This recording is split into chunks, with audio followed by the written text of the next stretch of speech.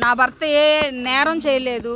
నా భర్త గత 5 సంవత్సరాల్లో ఆయన సాక్ష్యం రాష్ట్రం అంతా చూసి ఓట్లేసి నా భర్తకున్న సాక్ష్యాన్ని బట్టి మేము జగన్మోహన్ రెడ్డి గారి కోసం మేము నిలబడి ఒక అబద్ధ సాక్ష్యాన్ని మేము చెప్పలేక మా కుటుంబం మేము నిలబడ్డందుకు మా మీద పాయింట్ బ్లాక్లో గన్ను పెట్టి నా భర్తని ఇదే స్టేషన్లో చంపే ప్రయత్నం చంద్రబాబు నాయుడు గారు చేయించి డబ్బులు బ్యాగుల్లో పెట్టుకొచ్చి నా భర్తకి ఇచ్చి ఈ ప్రలోభాలకి లొంగితే ఈ మాటలన్నీ మీరు చెప్తే ఇంత డబ్బు ఇన్ని కార్లు మీ ఇంటికి వస్తాయని మమ్మల్ని చెప్తే మాకు అవసరం లేదు.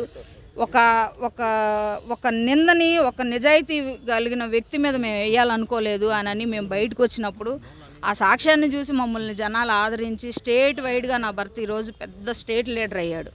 చంద్రబాబు నాయుడు గారు అనుకుంటున్నాడు నేను అన్నకు దొక్కేస్తున్నాను, నేను అది దాన్ని ఏమంటారంటే సునకానందం పొందుతున్నారు వాళ్ళు. అంత పెద్ద వయసులో ఉండి ఆ స్థాయిలో ఉండి కూడా మా జీవితాలతో దళితులతో ఇలా ఆడుకోవటం చంద్రబాబు నాయుడు గారికి అయితే ఇది కరెక్ట్ కాదు. నా భర్తను రాత్రి 1 గంట 2 గంటల నుంచి హైదరాబాద్ నుంచి వస్తే ఎంతసేపు పట్టిద్దండి, హైదరాబాద్ నుంచి జర్నీ ఎంతసేపు పట్టిద్ది, 1 గంటకు అరెస్ట్ చేశారు. ఎన్ని గంటలు పట్టిద్ది? 3 గంటలు పట్టిద్ది, 4 గంటలు పట్టిద్ది. ఎప్పుడు తీసుకొచ్చారు అంటే ఎంత ఇబ్బంది పెట్టారు మమ్మల్ని జర్నీలో కూడా. మేము కార్లు ఎత్తుకుంటుంటే మా కార్లకు అందం, మేము ఫాలో చేసుకుంటుంటే ఎక్కడ ఉన్నాడో తెలియదు. కారుకి ఇట్లా అడ్డం పడి నా భర్త అసలు కారులో ఉన్నాడా లేదా, అసలు ఏమన్నా చేశారా అన్నని వెళ్ళి కార్లకు అడ్డం పడితే నా దగ్గర ఉన్నాయి, వీడియోలు తీశారు మా పిల్లలు. కారుకి అడ్డం పడి చూసుకుంటే సోయి లేకుండా కారులో నిద్రపోతున్నాడు, చుట్టూ పోలీసులు, ఆయన ఒక్కడే కారులో. కాదన్నా నన్ను ఎక్కించుకోండి అంటే ఏదో వాళ్ళకి ఇష్టం వచ్చినట్టు చేశారు. మాకు ఒక 4 అబద్ధాలు చెప్పి 4 మాయ మాటలు చెప్పి మాకు హైప్ క్రియేట్ చేసుకోవడం మాకు రాదు. మేము యథార్థంగా బ్రతుకుతున్నామని మేము అనుకుంటున్నాం, మేము నీచంగా బతుకుతున్నామని చంద్రబాబు నాయుడు అనుకుంటున్నారు.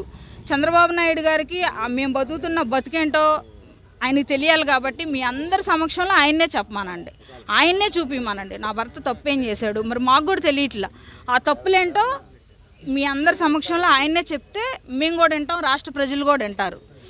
ఏ నేరం లేకుండా అరెస్ట్ చేయడానికి ప్రజావేదిక కూల్చేదానిలో, టీడీపీ పార్టీ ఆఫీస్ కూల్చేదానిలో ఏ మీడియాలోనైనా లేకపోతే ఏ నందిగం సురేష్ గారు ఉన్నట్టు ఏ ఒక్క సాక్ష్యమైనా ఉంటే ఇదిగో నందిగం సురేష్ గారు ఎలా ఉన్నారు, ఇదిగో ఫోటో అని చూపించవచ్చు కదా. ఎలా అరెస్ట్ చేస్తారు? మీరు అనుమానాలతో ఉందంటే సర్జరీ చేయాలి, టైం పట్టిద్ది అన్నారు. అది చిన్న పెయిన్ కిల్లర్స్ ఇచ్చారు, అవే తీసుకొని వచ్చాం. కారులో ఉన్నాయి, ఆ పెయిన్ కిల్లర్స్ కూడా ఉన్నాయి, మెడిసిన్ కూడా మాతోనే ఉంది, చూసుకోండి. నేనైతే అన్నా అవునంటే అవును, కాదంటే కాదు. అబద్ధం అయితే మేము చెప్పం, మా నోటికి రాదు. మీరు ఎన్ని చెప్పించాలని చూసినా, లోపల పోలీసులు నా భర్తను ఎన్ని చెప్పించాలని చూసినా మా అబద్ధాలు రావు. చంద్రబాబు నాయుడు నా భర్తను టార్గెట్ చేశాడు. ఏం చేయాలనుకుంటున్నాడో చేయనండి. నా భర్తకి ఏదన్నా జరిగిన మరుక్షణంలో రాష్ట్రంలో ఉన్న ప్రతి ఒక్క దళితుడు రోడ్డెక్కి నోరు తెరుస్తారు. 5 years రాష్ట్రాన్ని ఏం చేయాలని ఈ రకంగా ఈయన పాలించి ఈ రకంగా వచ్చి 100 రోజులు కాలేదు.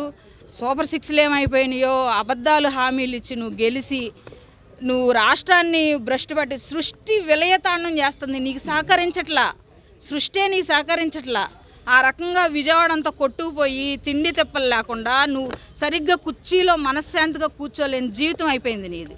ఎందుకు మాలాంటి వాళ్ళ కన్నీళ్ళు నువ్వు ఒళ్ళో వేసుకుంటే ఇలానే ఉంటుంది. 5 ఏళ్ళు మా కన్నీళ్ళు ఒళ్ళో పట్టుకొని ఉంచుకో. ఈ 5 ఏళ్ళు కూడా నీకు మేము బలహీనం అవ్వచ్చు, కానీ సృష్టి సమాధానం చెప్పిద్ది, భగవంతుడు సమాధానం చెబుతాడు, మా కన్నీళ్ళు సమాధానం చెప్తాయి. అది మాత్రం నిజం.